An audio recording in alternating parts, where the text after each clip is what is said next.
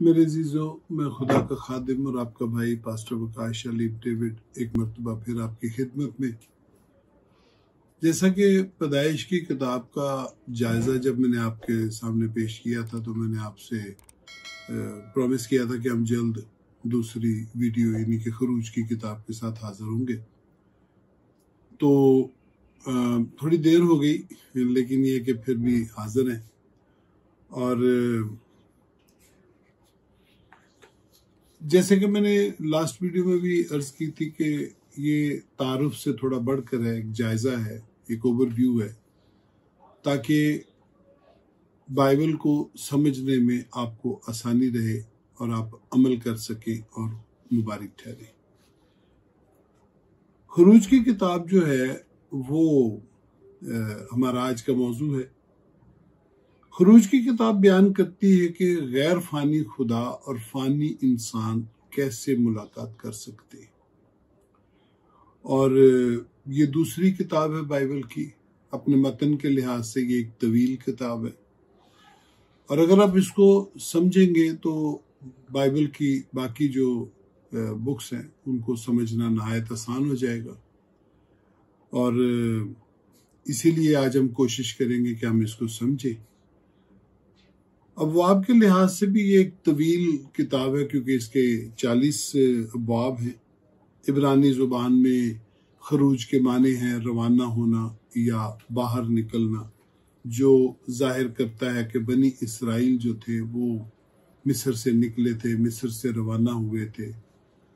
और इसका जो मरकजी मौजू है खरूज की किताब का, वो है खुदा की वफादारी। खरूज की किताब इस भेद को खोलती है कि खुदा एक वफादार खुदा है।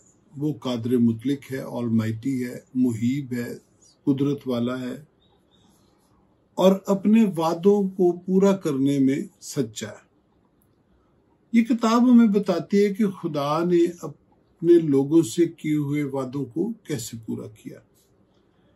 पैदाइश की किताब में तो हमने देखा कि खुदा ने कैसे एक फर्द, एक कौम, एक खानदान को चुना और उनको कैसे बढ़ाया। लेकिन खरूज की किताब बताती है कि वही चुने हुए लोग जो हैं, जब वो मिस्र से निकल आए और वादा की सरजमीन में जाने वाले थे, तो उसने अपने लोगों के साथ किए हुए वादे कैसे कैसे पूरे किए।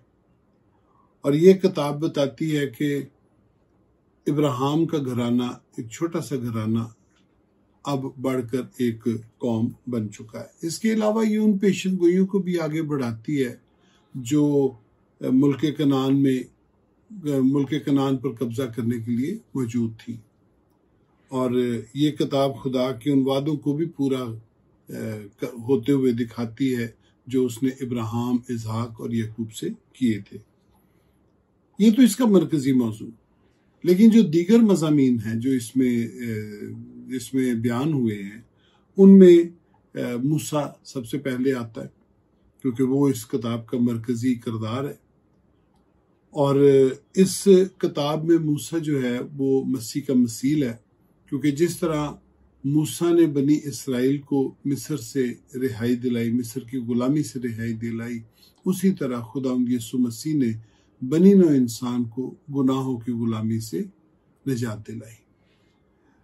इसके अलावा खरूज की किताब जो है वो फसा की रस्म को बयान करती है। फसा का बर्रा खुदा यीशु मसीह का मसील है, और फसा की रस्म दरअसल खुदावंद के कफारे का अक्स है, क्योंकि जिस तरह फसा यहूदियों के लिए मिस्र की गुलामी से मखलसी की यादगार थी, उसी तरह खुदावंद यीशु मसीह की सलीब कफारे का निशान है कि कैसे खुदावंद यीशु ने अपनी जान गुनहगारों के लिए दी ताकि बनी नौ इंसान गुनाह से छूट जाए। इसके अलावा खरूज की किताब बयान करती है कि खुदा अपने नाम की अजमत के लिए बड़े बड़े काम करता है। वो जिंदा खुदा है और कादर मुतलिक खुदा है। इसके अलावा खरूज की किताब बताती है कि खुदा इस बात का खास ख्याल रखता है कि उसके लोग उसकी इज्जत और उसका एहतराम करें। और ये भी अहम है कि खुदा के नजदीक कि दूसरी कौमें उसके साथ कैसा रवैया रखती हैं।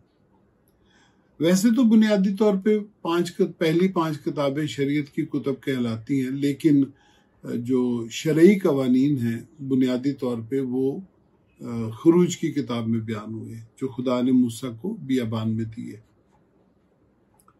खरूज की किताब की जो मरकजी आयत है वो खरूज 3:8 है, जहां लिखा है कि मैं उतरा हूं कि उनको मिस्रियों के हाथों से छुड़ाऊं और उनको एक अच्छे मुल्क में जहां दूध और शहद बहता है लेकर जाऊं। दीगर मज़ामीन में, इस किताब के जो दीगर मज़ामीन है उसमें मूसा का झाड़ी पर, खुदा का मूसा पर झाड़ी में जाहिर होना, समुंदर का 2 हिस्से होना, शरीयत का दिया जाना, मन का बरसना, बटेरों का मुहैया किया जाना, हारून की कहानत, खैमा इज्तिमा का क़याम और दिन को साया के लिए बादल और रात को हिफाजत के लिए आग का सतून, ये इसके दीगर मज़ामीन है। इस किताब का मुसन्नफ मूसा है जिसने 1440 कबल मसीह इस किताब को बियाबान में तहरीर किया। और मूसा की मौत का जिक्र तो बाइबल में मिलता है, लेकिन उसकी जाए कब्र का जो जिक्र है वो बाइबल नहीं करती। और वो इसलिए क्योंकि खुदा ने उसको खुद दफन किया, बनी इसराइल उसको नहीं कर पाए। उसकी वजह थी, उसकी वजह ये थी कि बनी इसराइल के नजदीक मूसा एक माइटी नबी था, बहुत बड़ा नबी था, उन्होंने उसके बड़े बड़े काम देखे थे। तो अगर वो उसकी कब्र बनाते तो वो वहीं बैठ जाते और कभी भी वादा की सरजमीन में दाखिल ना होते। खुदा इस बात को जानता था। सो खुदा ने क्या किया कि खुदा ने खुद उसको दफन किया ताकि बनी इसराइल बियाबान में बैठे ना रहें, बल्कि आगे बढ़ के वादा की सरजमीन में दाखिल हों और निजात के उस काम को पूरा करें जिसके लिए खुदा ने उनको चुना था। इसके साथ साथ खरूज की किताब में हम एक कश्मकश को देखते हैं जो खुदा, बनी इसराइल और दीगर अक़वाम और उनके बुतों के साथ खुदा की नजर आती है। और ये कश्मकश हमें पूरे पुराने अहदनामे में होती नजर आती है। उसकी वजह क्या है? उसकी वजह यह है कि खुदा चाहता है कि उसके लोग ना सिर्फ उसकी फर्माबरदारी करें बल्कि उसके कामों में भी दिल से शरीक हों। खुदा ये भी चाहता है कि उसके लोग ना सिर्फ दुनिया में अच्छे कामों के, खुदावंद के अच्छे कामों के गवाह हों, बल्कि उन कामों में भी शरीक हों जो खुदा इस दुनिया में करता है।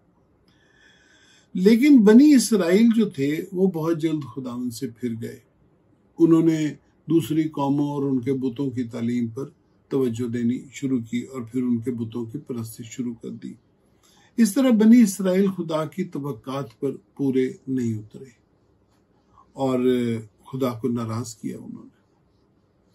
यहां से खुदा का बनी इसराइल के साथ, गैर अक़वाम और उनके बुतों के साथ एक झगड़ा, एक तनाज़ा शुरू हुआ जो तमाम पुराने अहदनामा में नजर आता है। और दरअसल ये तनाज़ा जो है ये अबदी मोहब्बत का तनाज़ा है, खुदा की मोहब्बत का तनाज़ा है जो वो लोगों से रखता है, अपने लोगों से रखता है।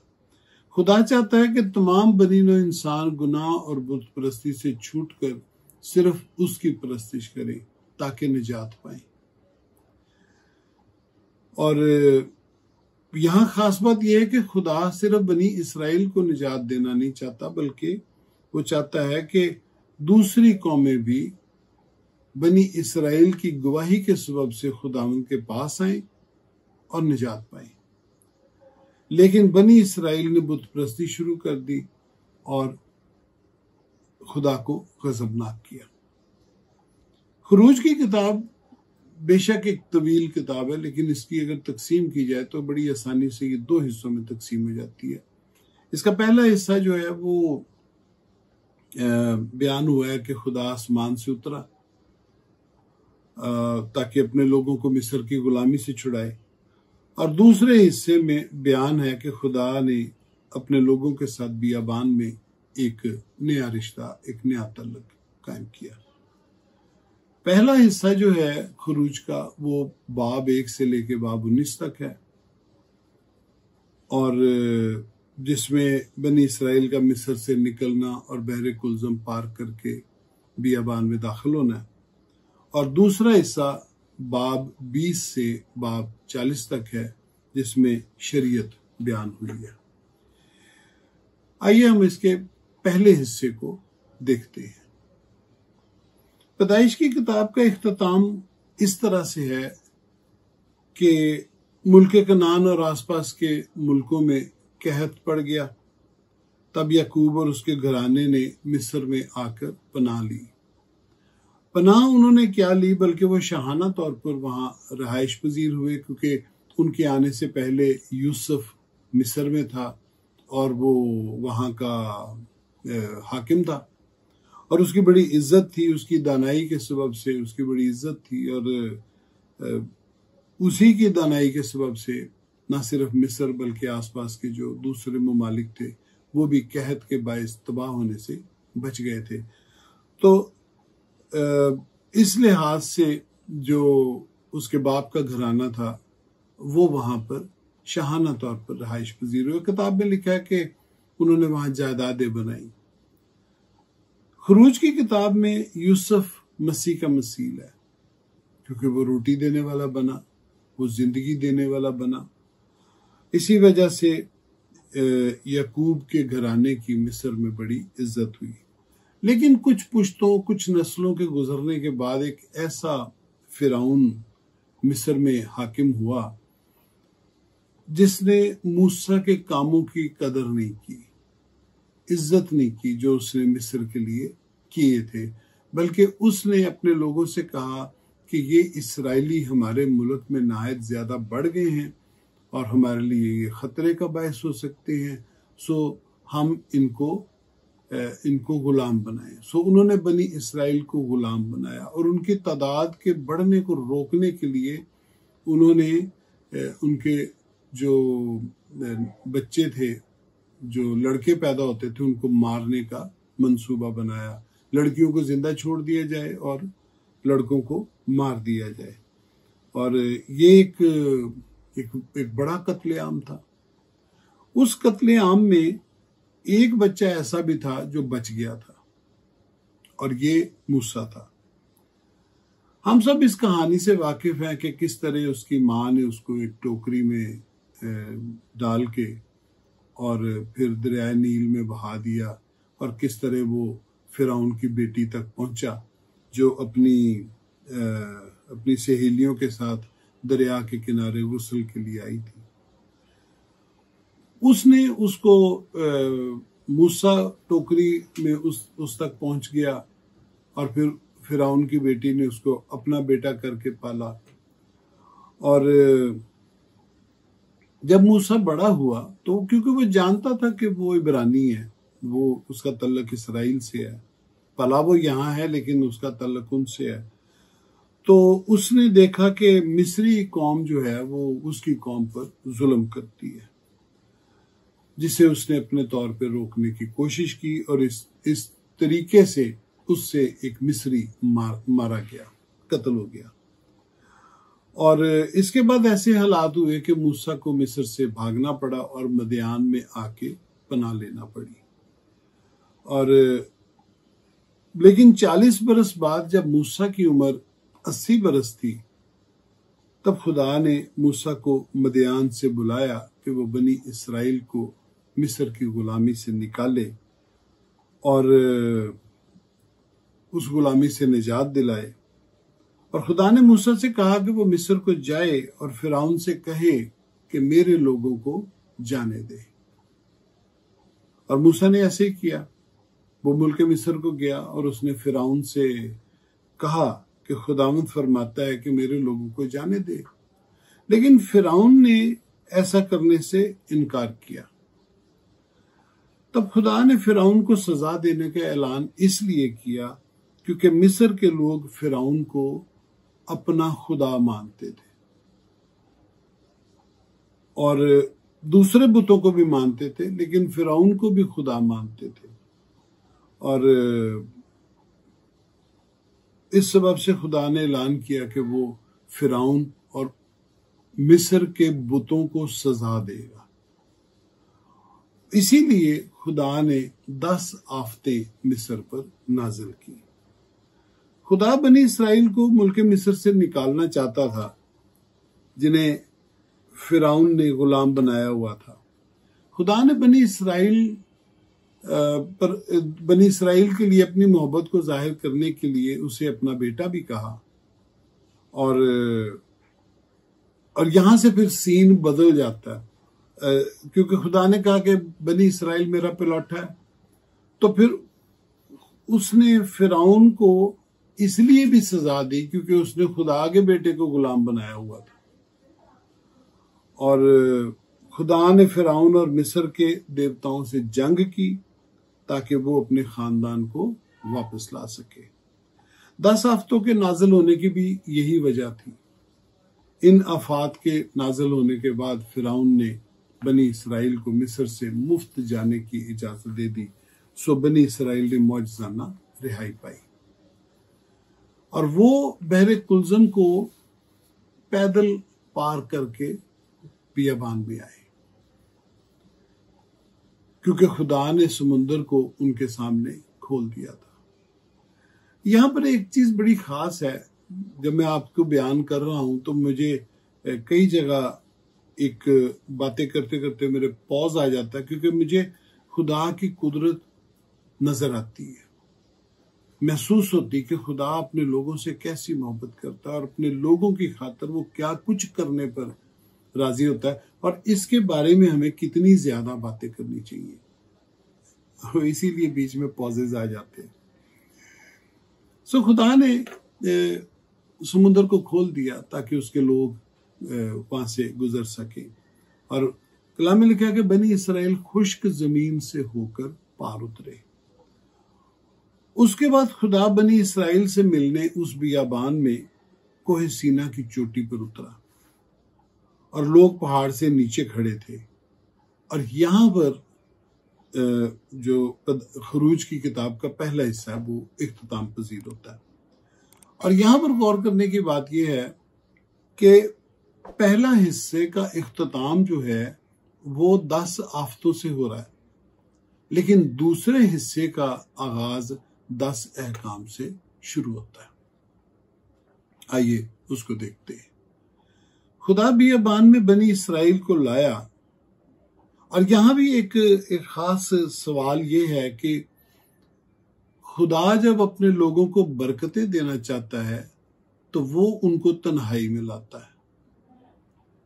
खुदा ने उनको सारा प्लान मिस्र में नहीं दिया, बल्कि जब वो मिस्र से निकल आए और उनके मिस्र से निकल के वो बियाबान में आ गए, तब खुदा ने उन पर सारा प्लान जाहिर किया और उनको शरीयत दी। सो खुदा जब भी मुझे आपको अपने लोगों को बरकत देना चाहता तो वो चाहता है कि हम तन्हाई में जाएं, हम अकेले में खुदावंद को मिले। खुदा हमेशा तन्हाई में मिलता है, अकेले में मिलता है। और फिर खुदा ने कोहे सीना पर उन्हें 10 अहकाम दिए जो पूरी शरीयत का ज़मीमा है। और खुदा ने उनके साथ एक अहद बांधा। अहद बांधने के मतलब है एक ऐसा मुआहदा जिसमें खुदा कह रहा है कि मैं तुम्हारा खुदा हूं और तुम मेरे लोग हो। अगर तुम मेरी बातों को मानोगे तो मैं आसमानी बरकत तुम्हें बख्शूंगा, और अगर नाफरमानी करोगे तो सजा दूंगा। सो वहां पर खुदा ने बनी इसराइल को एक मुकम्मल शरीयत दी और तमाम बनी इसराइल ने ऐलान किया कि जो कुछ खुदा कहेगा वो करेंगे और जो कुछ वो हुक्म करेगा हम वो भी करेंगे। सो इस तरह ये अहद बांधा गया और कायम किया गया। सो यहाँ पर बनी इसराइल को खुदा ने हुक्म दिया कि वो खैमा इज्तमा बनाए, यानी कि एक ऐसी जगह जहां खुदा जमीन पर सुकूनत कर सके, वहां अपने लोगों को मिल सके। इसलिए खुदा ने मूसा को बियाबान में एक ऐसा खैमा बनाने का हुक्म दिया जो उखाड़ा भी जा सकता था और लगाया भी जा सकता था और एक जगह से दूसरी जगह आसानी से मुंतकिल हो सकता था। ये खैमा बनी इसराइल के बियाबानी सफर में हमेशा उनके साथ रहा, और जब वो हैकल जब तक नहीं बनी तब तक वो खैमा इज्तिमा ही इबादत के लिए इस्तेमाल करते रहे। ये खैमा इबादत की जगह थी।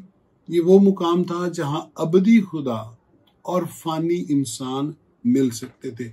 ये नुक्ता आप जरूर इस पर गौर करें कि गैर फानी खुदा और फानी इंसान कैसे मिल सकते हैं। वो सिर्फ एक ही जगह थी, और वो पूरी दुनिया में एक ही जगह थी, और वो था खैमा इज्तिमा, जहां पर खुदा और इंसान आपस में बातें कर सकते थे, मिल सकते थे। लेकिन खुदावंद खुदा के सारे अहकाम देने के बाद जब मूसा पहाड़ से नीचे उतरा तो उसने देखा कि बनी इसराइल ने खुदा से बांधे गए अहद को तोड़ दिया और बुत परस्ती शुरू कर दी। एक सुनहरे बछड़े की वो परस्तिश कर रहे थे। इस तरह बनी इसराइल पर खुदा नाराज हुआ, फिर भी उसने ताबेदारी करने का उन्हें एक और मौका दिया, जिसके बाद खैमा इज्तिमा कायम हो गया, और खुदा के खैमा इज्तिमा में उतरने के बायस वो जलाल से भर गया। और बनी इसराइल ने देखा कि वो बादल जो ऊपर था वो नीचे आके खैमा इज्तिमा के ऊपर ठहर गया। और उसके बाद तो वो ऐसे ही होता था कि जब जब खुदा खैमा में उतरता तो बादल नीचे आके खैमा के ऊपर ठहर जाता, और बनी इसराइल जो थे वो दूर तक फैले हुए थे, वो जान लेते थे कि खुदा खैमा में मौजूद है। लेकिन इसमें एक मुश्किल थी कि कोई इंसान उस वक्त खैमा इज्तिमा में दाखिल नहीं हो सकता था, हत्ता कि मूसा भी दाखिल नहीं हो सकता था। गौर करने की बात यह है कि जब कादर मुतलक खुदा आपके दरमियान मौजूद हो, जो कुछ भी करने की कुदरत रखता है, और उसके जलाल के बायस इंसान उसके पास जा नहीं सकता, तो ये वो भेद है कि फानी इंसान खुदा से कैसे मुलाकात करे। ये एक बड़ा भेद है, क्योंकि खैमा इज्तिमा को बनाने का बुनियादी मकसद जो था वो यही था कि वो खुदा की जमीन पर सुकूनत गाह हो, जहां इंसानों के दरमियान न सिर्फ खुदा रह सके बल्कि खुदा और इंसान बाहम मुलाकात भी कर सके। लेकिन ये कैसे मुमकिन होगा, ये भेद अहबार की किताब हम पर खोलती है। इसके लिए हम जल्दी अहबार की किताब का भी जायजा आपके सामने पेश करेंगे, और कोशिश करेंगे कि आपके लिए बायसे तरक्की हो। इस सारी तफसील के साथ खरूज की किताब का जो जायजा है वो मुकम्मल हुआ, और जल्द ही अहबार की वीडियो के साथ हम हाजिर होंगे। गौर करने और याद रखने की बात यह है कि हम खुदावंद के लोग हैं, हमें खुदावंद के हुक्मों पर अमल करना चाहिए और उसकी पैरवी करनी चाहिए, और इस दुनिया में नूर और नमक की मानद जिंदगी बसर करनी चाहिए, ताकि ना सिर्फ हम निजात पाएं बल्कि हमारे वसीले बहुत से वो लोग भी जो गैर निजात याफ्ता हैं खुदावंद के पास आएं और निजात पाएं। खुदावंद आप सबको बरकत बख्शे, जीते रहे।